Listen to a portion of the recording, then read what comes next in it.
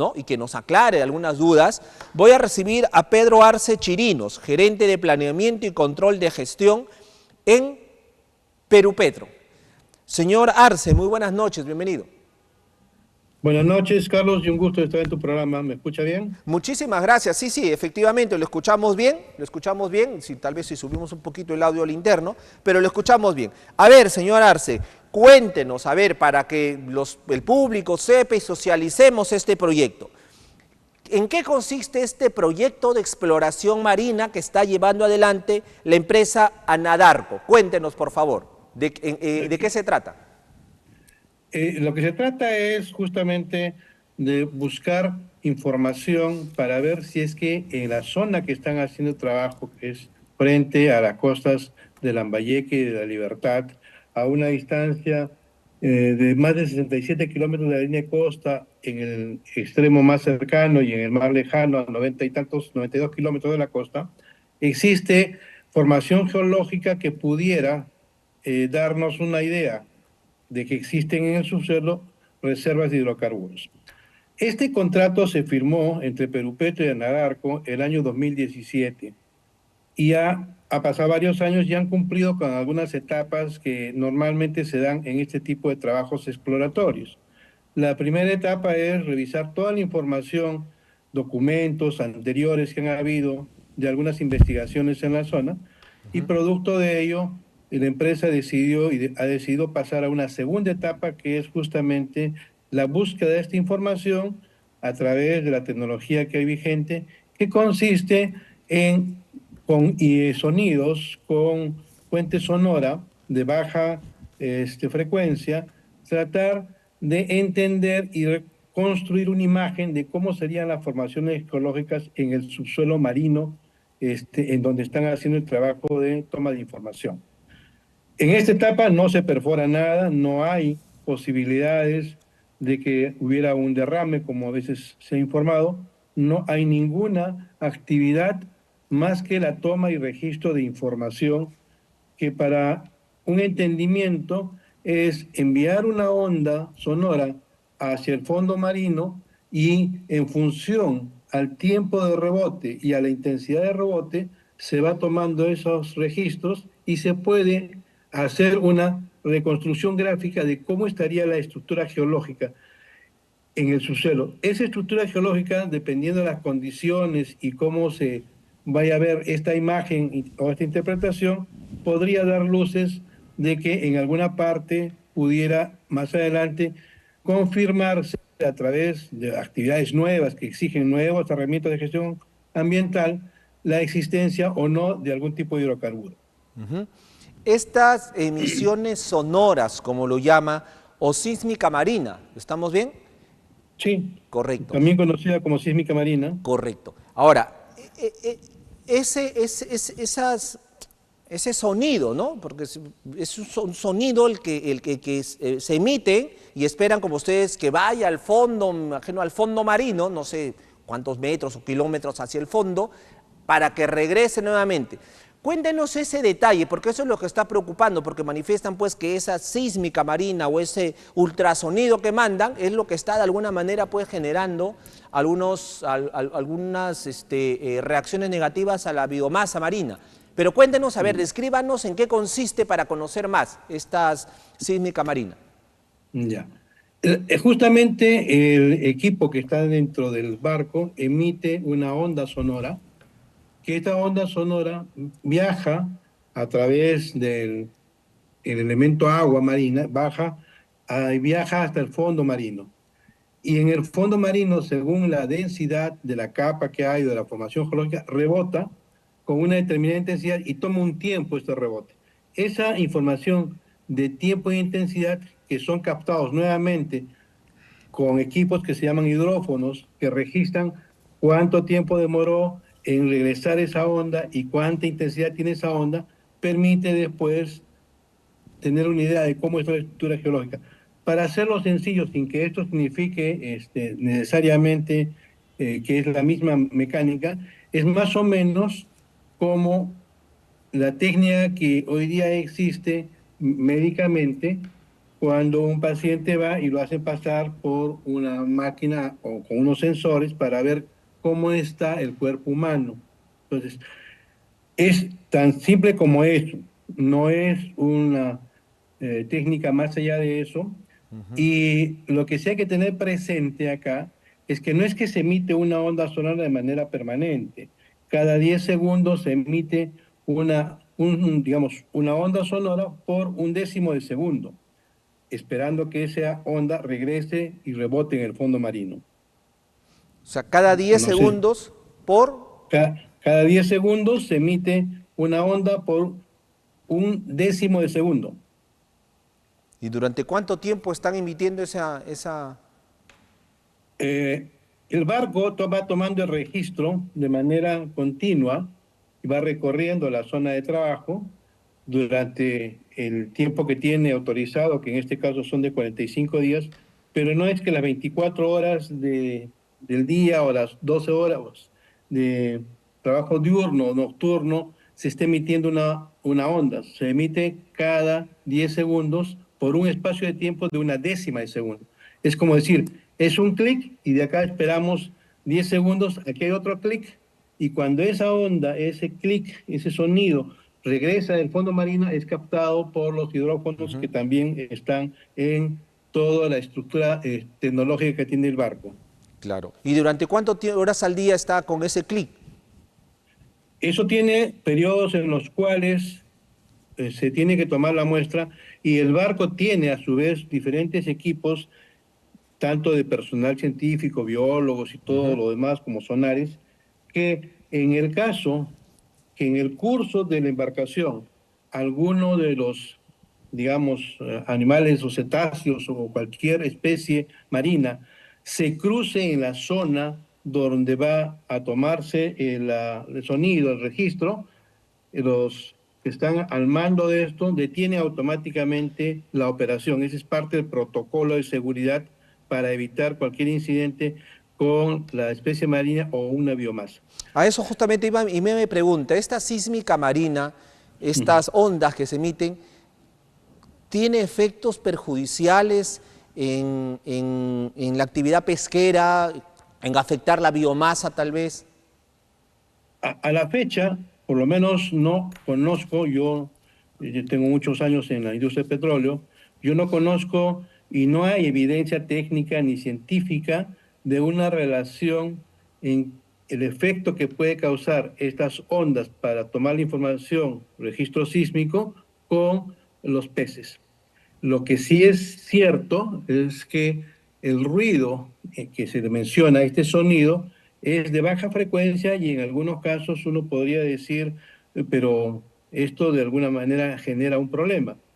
Para tener una idea, el radio de acción donde el barco está desplazándose y es la zona de trabajo, que son alrededor de más o menos un área de 500 metros a la redonda del punto de trabajo. Después de esos 500 metros, esta onda tiene aproximadamente 44, 40 decibeles, que es mucho menor a los decibeles que emitimos nosotros cuando conversamos, que es aproximadamente 65, 70. O sea, no es tampoco una onda de sonora que es así de alto impacto, porque a su vez hay que entender y comprender que una onda sonora cuando se propaga en una fuente como agua rápidamente se atenúa, que es distinto a una onda sonora que se propaga en el aire, donde la resistencia es menor. Entonces, regresando a la pregunta, hasta la fecha no hay una evidencia así, que podamos decir consistente, científicamente probado, o algún pronunciamiento de alguna entidad técnicamente acreditada que pueda decir que la sísmica tiene algún efecto secundario o primario respecto a la vida acuática, vida marina. Sin embargo, a ver, algunos preguntarán, claro, pues, pero, a ver, cada 10 segundos, ese ruido, por un décimo de segundo, de manera continua, por 44 decibeles, pero de manera continua, así constante, estar ahí emitiendo este ruido, ¿no puede perjudicar o cómo lo ven ustedes? No, no perjudica porque hay especies marinas que normalmente tienen sonidos propios de los mamíferos que están en alta mar, que supera largamente los 100 decibeles. Entonces, no es un tema de ruido. Lo que sí ocurre, porque es una zona donde hay tráfico, digamos, de naves comerciales, que normalmente cuando una nave circula por esa zona, digamos, la fauna marina tiende a alejarse de las embarcaciones de manera natural. Y como protocolo, el barco de la sísmica también tiene, digamos, embarcaciones de apoyo que están tanto delante del barco y posterior al barco, que justamente como que van pasando la voz para que no haya, en el Ujú, curso del barco que ujú. toma el registro sísmico, no haya mayor incidencia de que existan mamíferos o peces que se puedan cruzar. Si así hubiera, porque se presentan casos y no hay que negarlo, que de repente una ballena, de repente un delfín o algún otro animal marino se cruza en el curso por donde va la embarcación, automáticamente el que son el equipo de trabajo visual, los que avistan que si existiera algún animal, un mamífero, un cetáceo que se cruza, automáticamente detiene la operación. Ese protocolo tiene mayor rango que el propio capitán del barco y detiene la actividad. Ese es un protocolo que está reconocido de manera internacional y en los reglamentos. Perfecto. Luego de que Sí. el animal o los animales se alejan de la zona de trabajo, recién reanudan nuevamente el proceso de registro sísmico. Correcto. Para ir terminando, señor Mm. Arce, ¿en qué extensión, considerando la Libertad y Lambayeque, se está trabajando? ¿En qué extensión se está trabajando? Nos manifiesta que van a ser 45 días en que esta embarcación va a estar con esta labor, pero quisiéramos más o menos saber, para que el público entienda, cuál es la extensión en la cual, reitero, se está realizando toda esta labor. Ya. Los 45 días es el plazo máximo que ha otorgado la autoridad competente para que se haga este trabajo. Este plazo se vence aproximadamente la segunda semana del mes de julio. Después de eso, aunque quisiera, no se puede hacer porque ya el permiso se extinguió en esa Ajá, fecha. Eso como primero. correcto. El área de trabajo que está frente a las costas, en realidad, más que una área, el barco, digamos que navega paralelo a la costa, más o menos a una distancia promedio de unos 80 kilómetros lejos de la costa, por lo tanto no se superpone de ninguna manera con las 5 millas marinas de pesca artesanal, está bastante lejos. Entonces, el barco, digamos que hace una travesía en un sentido, ¿no?, pasando por paralelo a la costa, luego da la vuelta y regresa, porque es como hacer un enmayado lo que están haciendo. Ujú. A la fecha más o menos debe tener un 47% de avance y según la última información, esto debería estar terminando la primera semana de julio.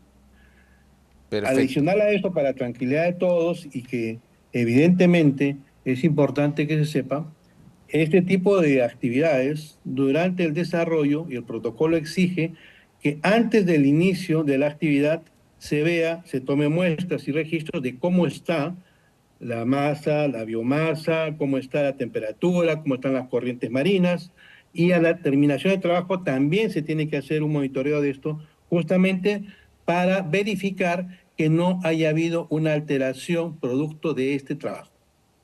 Eso lo sabremos a fines de la primera quincena de julio y se podrá corroborar que no hay alteración mayor. Yo entiendo la preocupación que existe en la zona y he escuchado también la noticia de que el día de mañana va a haber seguramente en Sí. algunas de las costas unas manifestaciones. Entiendo la preocupación de los señores pescadores porque evidentemente a veces no se tiene toda la información, pero también hay que ver, y eso es una información evidente y objetiva, la pesca en los últimos años ha venido declinando de manera casi sostenida en casi todos los años, producto de N factores, ¿no? Desde la corriente del Niño, el calentamiento, el cambio de las corrientes marinas, la propia temperatura del mar. Entonces, habrá que determinar cómo es que queda la situación y esperamos que se corrobore que efectivamente esta actividad no le causa ningún daño a la actividad de pesca. puesto que para mayor información, no es la primera vez que se hace sísmica en el Perú. En el Perú se ha hecho sísmica con otras tecnologías, con tecnologías ya que hoy día pueden ser hasta obsoletas, durante más de 50 años. Se han hecho más de 33 campañas de sísmica a lo largo de la costa del Perú y algunas de ellas mucho más pegadas a la costa misma, es decir, muy cercanos a la línea de playa, por llamarlo Ujú. así. Entonces, Perfecto. sin embargo, durante ese tiempo ha coexistido y ha podido tenerse ambas actividades sin mayor inconveniente.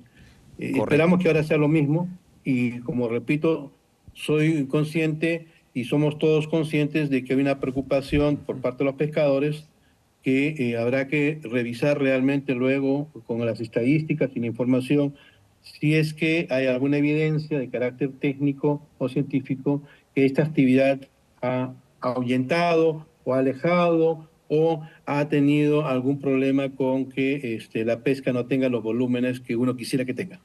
Pregunta final, señor Arce, la pregunta del millón, para que Mm. el público también lo sepa. Hablamos de una exploración petrolera, o sea, la idea es que, a ver, si encontramos hidrocarburos, ¿es Ujú. esa la intención de todo este trabajo que se ha encontrado? ¿Se tiene algunas evidencias para poder, o sea, se tiene, me imagino, evidencias para entrar a este proyecto? Es que alguna evidencia tiene que existir. Lo que quieren ahora simplemente es confirmar esas evidencias. Ya, Cuéntenos para qué se está haciendo todo este proyecto de exploración. ya. Geológicamente, el Perú tiene 18 cuencas o 18 zonas donde podría haber hidrocarburos. De esas 18 zonas, solamente a la fecha se están trabajando de manera regular y donde hay producción de hidrocarburos en 4 de ellas. ¿Ya? Una de esas zonas es la que se conoce con el nombre de la Cuenca Trujillo, que está frente a las costas de Lambayeque y La Libertad. O sea, geológicamente ya hay algunas evidencias de carácter técnico que nos dicen que ahí podría haber. No hay la certeza. Adicional a esto, ya hace algunos años atrás hubo otra empresa, incluyendo trabajos para verificar por qué hay emanaciones, se nota en algunas zonas emanaciones naturales de gas, salen y en algunos casos también emanaciones de petróleo, pero en mínima cantidad. O sea, la evidencia es que podría haber, pero no sabemos en qué parte ni en qué cantidad.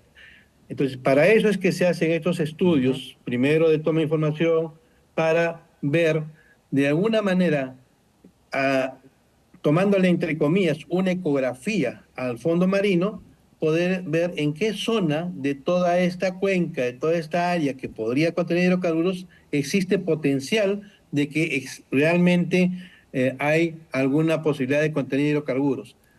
Si se confirma que hay potencial en alguna zona de esas, vendrá ya otra etapa exploratoria, esa otra etapa exploratoria, y esto es, ya estamos hablando de acá 2 años, podría ser para confirmar si efectivamente en la zona identificada existen no hidrocarburos. En este momento solamente está haciéndose este registro que en términos simples es como tomarle una ecografía al suelo marino. Correcto, correcto.